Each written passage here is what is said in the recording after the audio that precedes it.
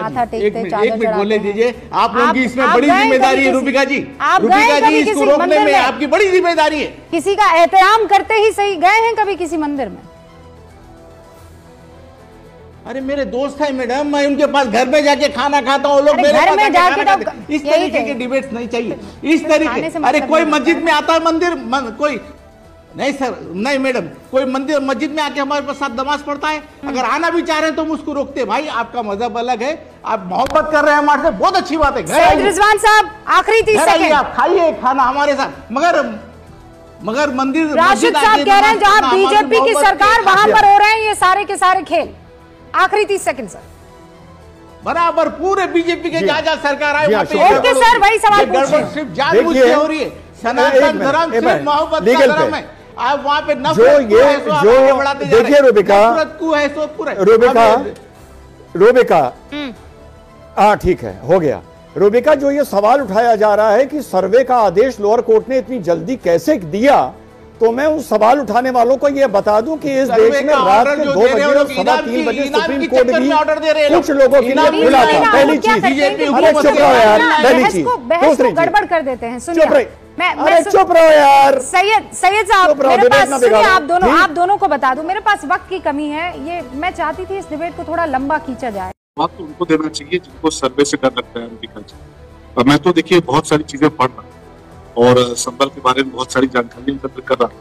मुझे ये पता चला कि सरकारी गैजेट को उठा के आप पढ़िए या फिर बहुत सारे जो लेख हैं, बहुत सारे आर्टिकल्स हैं, उनको आप उठाकर पढ़ेंगे, देखेंगे तो आपको ये पता चलेगा कि 2012 यानी कि समाजवादी पार्टी की सरकार के आने से पहले तक बाकायदे वहां पर पूजा होती थी, तस्वीरें भी हैं, फोटोग्राफ्स हैं, उसके बहुत सारे प्रमाण हैं कि जो हिंदू रिचुअल्स है वो वहां पर होते थे। शादी के पहले लोग वहां पर जाते थे, शादी के पहले दूल्हे के गाड़ी में बैठने से पहले, घोड़े पे बैठने से पहले वहां जाकर पूजा पाठ कराते थे। तो जो लोग वर्शिप एक्ट का बार-बार हवाला देते हैं उनसे भी जरूर पूछना चाहिए। अगर वर्शिप एक्ट एज यूजुअल रखने की ये बात करता है तो 2012 में समाजवादी पार्टी की सरकार बनने के बाद जो उनके कद्दावर नेता शफीकुर रहमान वर्ग, उनकी कोशिशों से, उनके दबाव से और समाजवादी पार्टी की सरकार में वहां पर हिंदुओं को पूजा पाठ करने से क्यों रोक दिया गया, वहां पर महिलाओं को जाने से क्यों रोक दिया गया, वहां पर किसी भी तरह के शादी ब्याह के जो कार्यक्रम थे उनको क्यों रोक दिया गया, और उसके बाद उस पूरे प्रेमाइसेस को ये कह दिया गया ये हमारी तमाम मंशा। तो निश्चित तौर पर देखिए आप किसी के ये यहाँ पर अभी कुछ सालों पहले तक पूजा वगैरह और बाकी सारी जो हमारे सांस्कृतिक परंपराएं हैं वो उसका निर्वाह होता रहता था। किस साल की बात है? 2012 आप उठाकर रूबिका जी, मैं तो आपसे अनुरोध करूंगा कि आप एक बार जाइए। और संबल भी क्या है, इस संबल को बहन मायावती जी ने भीमनगर घोषित किया था, भीमनगर बनाया गया था। समाजवादी पार्टी की सरकार आई, रातों रात भीमनगर के जो बोर्ड थे उन पे कालिक पोत दिए गए और दोबारा से उसको संबल कर दिया। मैं आपसे बोलूंगा आप जाइए, वहां जाकर देखिएगा तो आपको फोटोग्राफ्स मिलेंगे, लोग मिलेंगे जिनकी शादियां वहां से हुई हैं 2012 से पहले का आपने जिक्र किया। और लीजिए, समाजवादी पार्टी का नाम लिया और हमारे साथ राष्ट्रीय प्रवक्ता समाजवादी पार्टी के अनुराग भदौरिया जुड़ चुके हैं। अनुराग जी, जी सब कुछ ठीक ठाक चल रहा था अगर शलभमणि त्रिपाठी की मानो। 2012 में आपकी सरकार आई, आपको जो ये एक्स्ट्रा मोहब्बत दिखानी थी अपने एक वोट बैंक को, इसीलिए आपने ये सारा कार्यक्रम शुरू किया बकौल शलभमणि त्रिपाठी कि वहां का माहौल खराब अगर असल माने में किसी ने किया, कहीं तो रुकना है इसको, तो रुकने से पहले आपको इतिहास के पन्ने पलटने होंगे और उसमें आपका नाम, आपकी पार्टी का काम साफ तौर पर आ रहा है। बर्क साहब, अल्लाह उन्हें जन्नत नसीब करे, अब तो है नहीं, अब उनके पोते संभाल रहे हैं सब कुछ, लेकिन उन्होंने जिस तरीके से वहां पर, जिसे कहते हैं ना कि एक हुकूमत कि भाई हम ज्यादा हैं, हमारा सुनी जाएगी, बाकियों की नहीं, मामला वहां से खराब हुआ। जी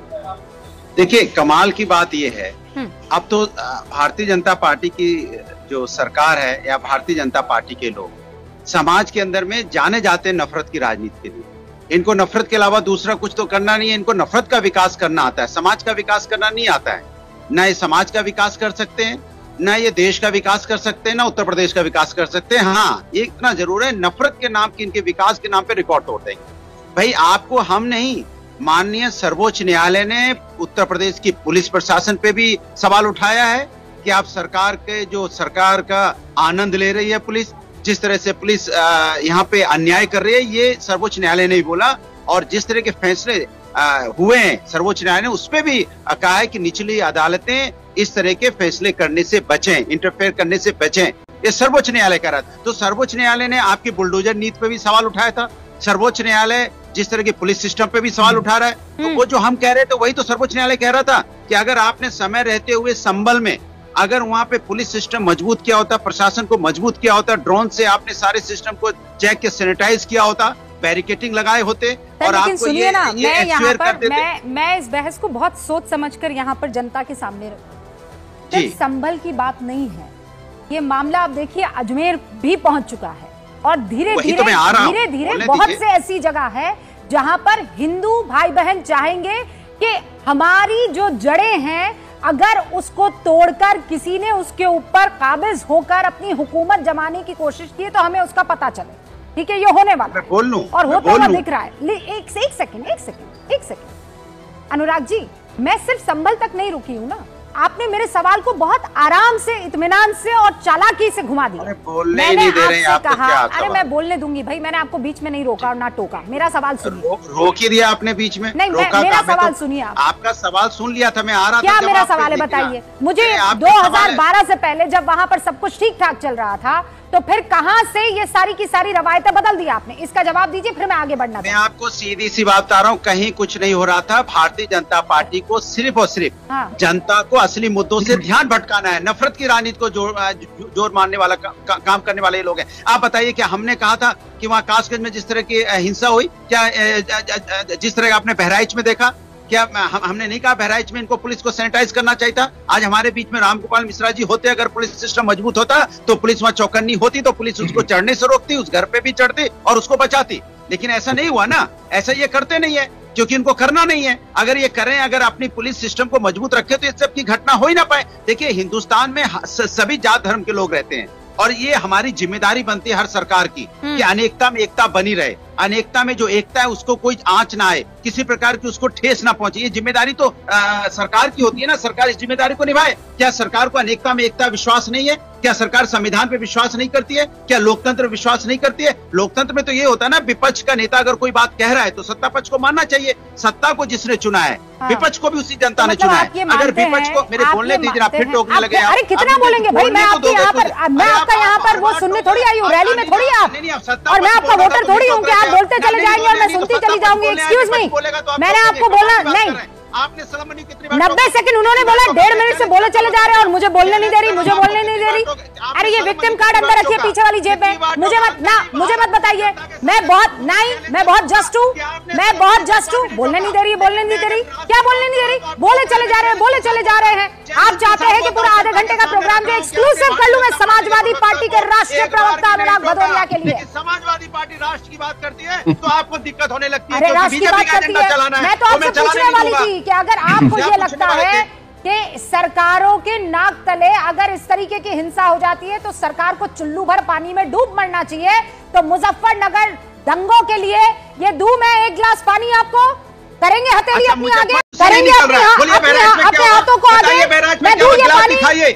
मैं गिलाई नहीं, मैं कह रही हूँ हिंसा के लिए सारी सरकारें जिम्मेदार है सर, सारी सरकारें जो है वो जिम्मेदार है हिंसा के लिए। अगर होती है जवाब देना होगा, सरकार जिसका सिस्टम, जिसकी पुलिस, जिसकी, उसे जवाब देना होगा, चाहे वो योगी आदित्यनाथ हो कि अखिलेश यादव हो। लेकिन अब मैं मुद्दे पर लौट के आ रही हूँ और मैं इसको राजनीतिकरण करने के लिए नहीं। बस एक सेकंड रुक जाइए Anurag ji, I have given you enough time. मैं आपके उस चक्कर में नहीं पड़ूंगी, बहुत टाइम हो गया सर, बहुत टाइम हो गया।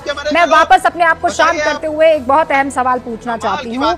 यहाँ पर सारे महानुभाव बैठे हुए हैं, मैं एक महत्वपूर्ण सवाल पूछना चाहती हूं कि ये रुकेगा कहां? अतीकुर रहमान साहब, ये रुकेगा कहां?